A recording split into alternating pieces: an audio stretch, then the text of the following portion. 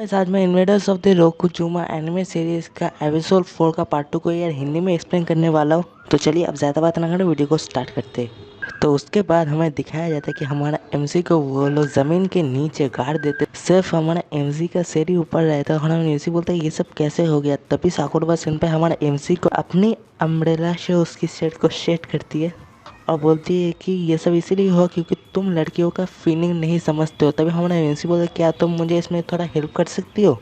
ये सुन के साकुरा सेनपाई बोलते क्या मुझे करना चाहिए। तभी हमारा एमसी बोलते तुम आज काफ़ी टीस कर रही हो मुझे। तभी साकुरा सेनपाई बोलती है कि आज कुछ अच्छा हुआ है सुबह, इसीलिए मैं काफ़ी अच्छे मूड में हूँ। फिर सीन चला जाता है सी के अंदर। बीच में वो लोग वॉलीबॉल खेल रहे होते सभी लड़कियाँ। तो सभी अच्छे से खेल रहे होते हैं, सिर्फ यूरिका ठीक से नहीं खेल पाती, उसके सिर में लगता है। फिर सानाया-चन मिराकल अटैक नाम का एक अटैक करती है और डायरेक्ट जाकर यूरिका के सिर के ऊपर लगता है, यूरिका गिर जाती है। उसके बाद गेम खेलने के बाद लैंडलेडी बोलती है कि आज हम लोगों को काफ़ी ज़्यादा मज़ा आया है, तो अब हम लोगों को शायद घर चले जाना चाहिए। तभी सानाया बोलती है कि हाँ मुझे लगता है वो कोतारू बेवकूफ़, उसे भी उसकी सज़ा मिल गया होगा। तभी ये लोग देखते हैं कि साकुरा सेनपाई अपनी अम्ब्रेला से कोतारू को शेड दे रही होती है और दोनों ही काफ़ी खुश होती है। उसके बाद वो सभी लोग फिर से सीरियस हो जाते हैं और तभी ट्रुप बोलते हैं कि मुझे लगता है उसे सिर्फ ज़मीन पर गाड़ना इनफ नहीं था। तभी रूथ बोलती है कि मुझे भी ऐसा ही लगता है। तभी यूरिका बोलती है कि वो दोनों कितने अच्छे दिख रहे हैं। तभी किरिया बोलती है कि चिंता मत करो, मेरे पास एक एक्स्ट्रा प्लान है। और तभी हमारा एमसी की साइड में, मतलब उसकी सिर की साइड में एक तरबूज रख देते हैं। तो आप लोग समझ ही सकते हो क्या खेल होने वाला है। तभी क्रिया एक बेसबॉल बैट लेकर आकर बोलती है कि तो पहले कौन फटने वाला है, वो कोतारू का हेड या फिर वो तरबूज। तभी हमारा एमसी बोलता है नहीं ऐसा नहीं। तभी क्रिया बोलती तो फिर चलो इंटरटेनमेंट को स्टार्ट करते हैं। और हमारा एमसी बोलता है नहीं। फिर सीन चला जाता है दूसरे तरफ जहाँ पर दो लोग छुप के हमारे एमसी और ये सब को देख रहे होते। एक बंदा बोलता है कि इसमें काफ़ी ज़्यादा मज़ा आ रहा है इन लोगों को देखने में। फिर चला जाता है गेट में जहाँ पर ट्रिप आग पे पट्टी बांध के मारने वाली होती है। तभी रुथ बोलती है कि थोड़ी सी लेट में आओ, उसके बाद जाकर सीधा जाकर मार दो। और रुथ असल में डायरेक्ट कर रही थी हमारा एमसी को जाकर मार दो। हमारा एमसी बोलता नहीं तुम भी रुथ, तुम कोशिश कर रही हो कि वो मुझे मारे। फिर सीन चला जाता है साकुरा सेनपाई की तरफ जहाँ पर साकुरा सेनपाई ऐसे ही बैठी रहती है और उसकी साइड में यूरिका होती है। और साकुरा सेनपाई बोलती है क्या तुम श्योर हो कि उसे कुछ भी नहीं होगा। तभी यूरिका बोलती है कि चिंता मत करो, सातोमी कौन काफ़ी ज़्यादा टफ बंदा है। फिर सीन त्रुप की तरफ चले जाते हैं जहाँ पर त्रुप अपनी आँख की पट्टी को हटाती है और बोलती है कि मैंने शायद मिस कर दिया। और हमारे एमसी के एकदम मुँह के साइड में ही लगा हुआ रहता है उसका बैट। हमारा एमसी बोलते है त्रुप। तभी त्रुप बोलते अगर तुम्हें इतना ही गुस्सा आ रहा है तो अपने आप को ज़मीन से बाहर क्यों नहीं निकालते। तभी साइड से सानाया आ जाती है। सानाया बोलते हैं मेरा बारी नेक्स्ट है। तभी अचानक से त्रुप और सानाया के पीछे दो अजीब से दिखने वाले बंदे, मतलब वही बंदे जो इन दोनों को फॉलो कर रहे होते, वो आ जाते और हमारे ऐसे बोलते तुम्हारे पीछे कोई आ रहा है। तभी सानाया बोलती कि तुम किसी को भी बेवकूफ़ नहीं बना रहे हो। तभी हमारे ऐसे बोलते मैं सच बोल रहा हूँ, तुम्हारे पीछे दो अजीब से दिखने वाले बंदे आ रहे। तभी वो दोनों पीछे देखते और वो दोनों जो अजीब से दिखने वाले बंदे होते वो जो मछली पकड़ने वाला नेट है उससे सानाया को पकड़ने की कोशिश करती है, लेकिन सानाया हट जाती है तो तुरुप को पकड़ लेती है। तभी किरिया बोलती है कि सानाया, और रुथ बोलती है योर हाइटनेस। तभी सीन चला जाता है तुरुप की तरह जहाँ पर तुरुप को वो लोग पकड़ लिए होते हैं और तुरुप बोलती है कि तुम लोग ये क्या कर रहे हो बेवकूफ़। वो दोनों बोलते हैं कि हम दोनों बेवकूफ़ नहीं है। तभी दूसरा वाला बंदा बोलता है हम लोग नॉर्मल गर्ल में कोई इंटरेस्ट नहीं लगते। ये सुन के क्रिया और लैंडलेडी और भी ज़्यादा गुस्सा हो जाती है और क्रिया बोलती है तो तुम लोग छोटी बच्चियों की तरह नज़र रखते हो, तुम लोग बहुत ही बड़े परवर्ट हो, डिवाइन पनिशमेंट। फिर शाम के टाइम उन दोनों को हमें दिखाया जाता है कि उन दोनों को भी हमारे एमसी की तरह ज़मीन में गाड़ दिया जाता है। उनमें एक बंदा बोलते हैं ओह नो वो लोग काफ़ी ज़्यादा ताकतवर थे। वो लोग अगर थे ही कौन। तभी और एक बंदा बोलता है कि जो वेव्स है वो धीरे धीरे पास आ रहा है। फिर सीन चला जाता है हॉट स्प्रिंग में जब हमारा एमसी बोलता है अब मुझे काफ़ी आरामदायक लग रहा है और कर्मा कुर्मा भी हॉट स्प्रिंग में होते हैं।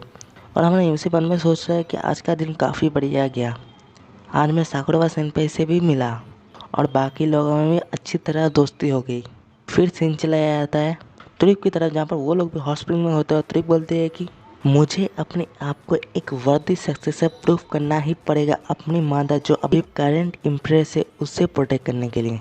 तभी क्रिया बोलती है तुम्हें अपार्टमेंट 106 इसीलिए चाहिए कि तुम अपने माँ को प्रोटेक्ट कर सको। तभी तुम बोलती हाँ।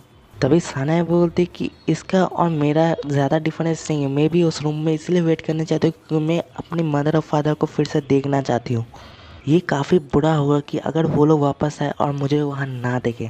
तभी रुथ बोलती तो तुम भी बैक डाउन नहीं कर सकती हो।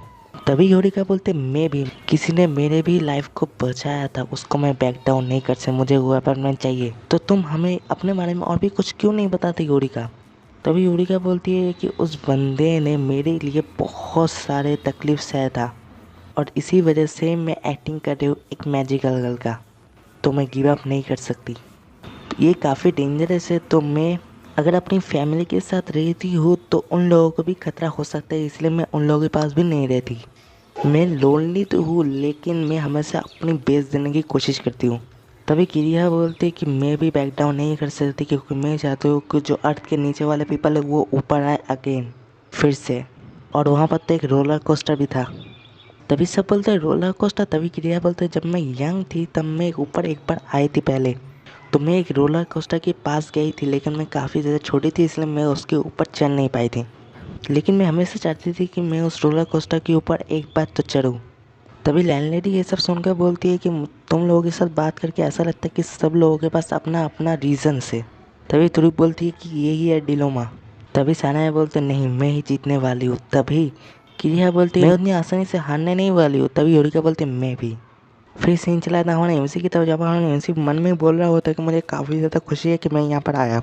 फिर रात को टाइम जब सभी लोग सो रहे होते तभी हमारे एमसी अचानक से जाकर रुथ को पकड़ लेती है और बोलती कि ये मेरी है, मैं इसे किसी को भी लेना नहीं दूंगी। तभी रुथ जाग जाती है और रुथ बोलती सातवीं समा क्या ये ऐसा नहीं, ही ऐसा नहीं। तभी हमारे एमसी बोलते मैंने स्त्री को पहले ढूंढा, मैं इसे तुम्हें लेने नहीं दूंगी मिकान जी। और हमारे एमसी एक होता है ना बीटल, उसे अपने सपने में इमेजिन कर रहा होता है। तभी हमारा एमसी बोलता है कि तुम्हें भी ऐसा ही बीटल चाहिए तो अपना ट्री खुद जाकर ढूंढो। ये सुन के रुथ बोलती है कि तुम्हें क्या लगता है मैं एक ट्री हूँ और मेरे अंदर एक बीटल है। और ये सब रुथ मन में ही सोच रही होती है, अभी तक कुछ भी चिल्ला कर नहीं बोली होती है। तभी रुथ बोलती है तो फिर तुम मुझे नहीं चाहते।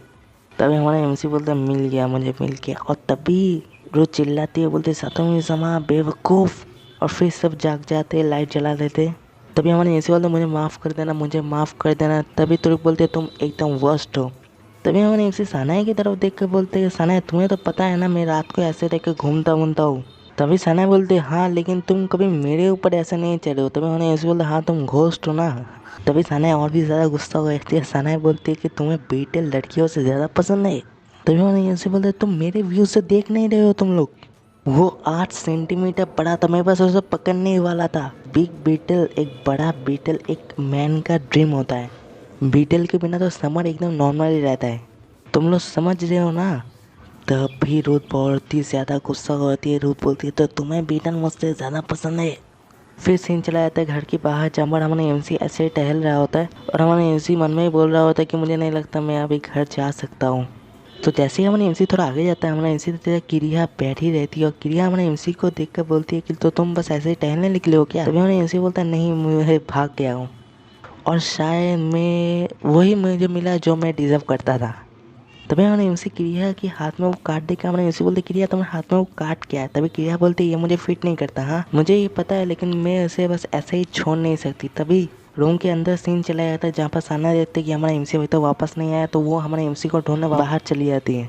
फिर सीन क्रिया की तरफ आती है जहाँ पर क्रिया बोलती है ये मुझे उसने दिया था जिसको मैं बहुत ही पसंद करती थी बहुत पहले, लेकिन मैं उनसे फिर कभी नहीं मिला। ये सुनकर हमारे एमसी बोलते तो तुम उन लोगों को मिस करते हो। तभी क्रिया बोलता है हाँ मिस तो करता हूँ, मुझे ये भी नहीं पता मैं अगर उन लोगों को देखूँ तो मैं क्या बताऊँ। और तभी दूसरी तरफ सानाया बोलती है कि वो कहाँ गया और सानाया ढूंढ लेती है हमारे एमसी और क्रिया को। सानाया बोलती है कि मैं उन लोगों को जाकर सरप्राइज़ दूंगी और सानाया पानी के नीचे से जाकर उन लोगों के सामने आ जाती है, बोलती है कि मैं तुम दोनों को लेने आई हूँ। और इसी शौक में हमारे एमसी के गले में जो उसके ग्रैंडमा का लॉकेट रहता है वो बाहर आ जाता है और उससे एक इलेक्ट्रिक शॉक निकलता है। सानाया को लगती है बहुत ही ज़ोरदार और सानाया नीचे गिर जाती है। तभी हमारे एमसी उठ कर बोलते सानाया क्या तुम ठीक हो। तभी सानाया बोलते तुम अभी तक उसे क्यों पहने हुए हो। ये सब हमारे एमसी बोलते हाँ। तभी सानाया बोलते मैं तो बस एक बेवकूफ़ हूँ ना। ये सब अब सेंस करने लग रहा है, मतलब कौन चाहेगा कि उसके रूम में कोई घोस्ट रहे। तभी सानाया बोलते चिंता मत करो ये मेरी गलती, मैंने गलत सोचा है कि तुम थोड़ा अलग बंदे हो। ये बोल के सानाया चली जाती है। तभी हमारे एमसी बोलते हे गलत क्या हो गया सानाया, लेकिन वो रुकती नहीं, वो चली जाती है।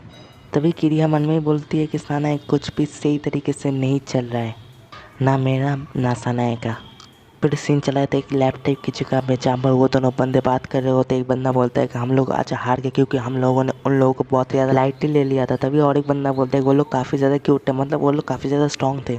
तभी दूसरा बंदा बोलता है लेकिन हम लोगों के पास एक ट्रम्प कार्ड है। तभी और दूसरा बंदा बोलता है कि तुम इसे यूज़ करने के बारे में सोच तो नहीं रहे हो। तभी दूसरा बंदा बोलता है कि हाँ, कल हम लोगों को वो मिल जाएगा जिसे हम इतने टाइम से ढूंढ रहे हैं। फिर नेक्स्ट डे चले जाते हैं जहाँ पर सभी लोग खाना खा रहे होते हैं, लेकिन चुपचाप और सब लोग हमारे एमसी की तरफ ही देख रहे होते। और हमारे एमसी बोलता है कि हे सानाए, मैं सॉरी बोल रहा था ना, जो कल हुआ उसके लिए सॉरी। बात को इतना बढ़ा के इतना अपसेट क्यों हो?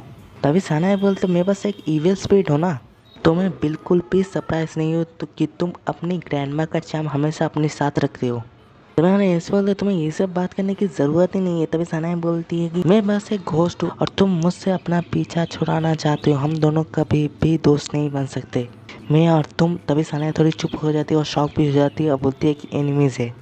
तभी हमारे ऐसे ही बोलता है हाँ मुझे भी ऐसा लगता है कि हम दोनों एनिमीज़ है। तभी सानाए बोलते हैं हाँ मुझे भी ऐसा लगता है, हम दोनों हमेशा से ही एनिमीज़ ही थे। और ये बोल के सानाए भाग जाती है रूम से। और तभी लैंडलेडी खड़ी हो रही थी। लैंडलेडी सानाए को रोकने के लिए बोलती है कि सानाए ऐसा रुक जाओ, लेकिन सानाए रुकती नहीं है। सानाए चली जाती है और हमारे ऐसी बस ऐसे ही बैठा रहता है और सानाए रो रही होती है थोड़ी थोड़ी और बोलती है कोता रो बेवकूफ़। इधर यार एपिसोड 4 का पार्ट 2 खत्म हो जाता है, तो अगला पार्ट नेक्स्ट वीक को आ जाएगा यार। तो यार मैं बस एक ही बात आप लोगों से बोलना चाहूँगा यार, प्लीज़ सपोर्ट कीजिए यार। जितना आप लोग सपोर्ट करेंगे ना उतना ही ज़्यादा मैं मोटिवेट होऊंगा काम आगे करने के लिए। वैसे ये एपिसोड मेरे ख्याल से काफ़ी ज़्यादा बढ़िया था और मुझे उम्मीद है आप लोगों को भी पसंद आया होगा। तो हाँ यार, आज के लिए बस इतना ही। बाय, सी या।